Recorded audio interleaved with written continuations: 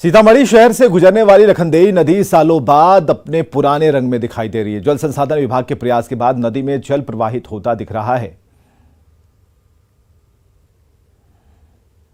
सीतामढ़ी के डुमरा प्रखंड में और डुमरा प्रखंड से होकर गुजरने वाली यह लखनदेई नदी है और लखनदेई नदी के बारे में अब लोग कहने लगे हैं कि लखनदेई नदी अब हंसने लगी है, क्योंकि काफी दिनों तक यह वनवास में थी और लगातार यह रो रही थी नदी, लेकिन अब हंसने लगी है। जाहिर सी बात है, जल संसाधन विभाग के द्वारा इस नदी को जिंदा करने के लिए काफी प्रयास किए गए थे और 5 साल का वक्त लगा।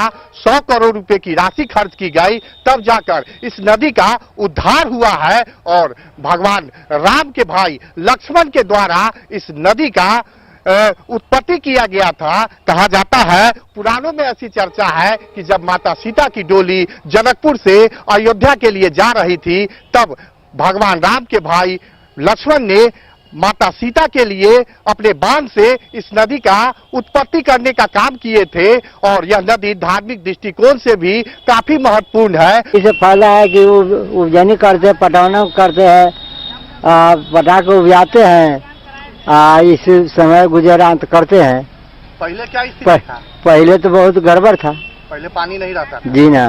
लक्ष्मण नदी में जो पानी आया है उससे किसानों को बहुत फायदा हो रहा है और खासकर जो भी पर्व त्योहार का सीजन है, पर्व त्योहार के सीजन में भी पानी आने से बहुत सहूलियत हो गई है लोगों को। जैसे मूर्ति विसर्जन के लिए कृत्रिम तालाब बनाया गया था, अगर पानी नहीं होता तो वहाँ फिर दमकल सेट वगैरह लगाना होता प्रशासन को।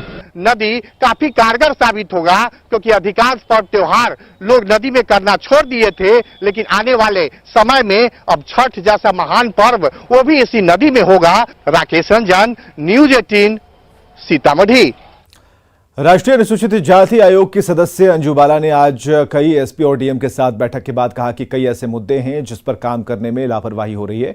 मुद्रा योजना, स्टार्टअप योजना का लाभ नहीं मिल पा रहा है और इसके लिए पटना प्रमंडल को 15 दिन के अंदर डाटा देने का निर्देश दिया गया है। अंजू बाला ने कहा कि बैठक में कई निर्देश जारी किए गए हैं। इसमें क्योंकि सभी डिपार्टमेंट हमने लिए थे और क्योंकि ये डिवीज़न की मीटिंग थी और बहुत सारी कमियां हमने देखी थी। जब हमें पता चला कि मुद्रा योजना के तहत यहाँ पे जितना लोन होना चाहिए था नहीं हो रहा है, स्टैंड अप इंडिया में जितना होना चाहिए था नहीं हो रहा है, और जो हमारी महिलाएं हैं, महिला को सक्षम बनाने के लिए सेल्फ हेल्प ग्रुप चलाए जाते हैं, उसके तहत उसको लोन दिया जाता है। एक बेटी को सक्षम बनाने के लिए हमारे माननीय प्रधानमंत्री जी लाल किले से भी आह्वान करते हैं, उस तहत भी जितना आगे बढ़ना चाहिए था, बहुत सारी योजना इसमें नहीं बढ़ पा रहे थे।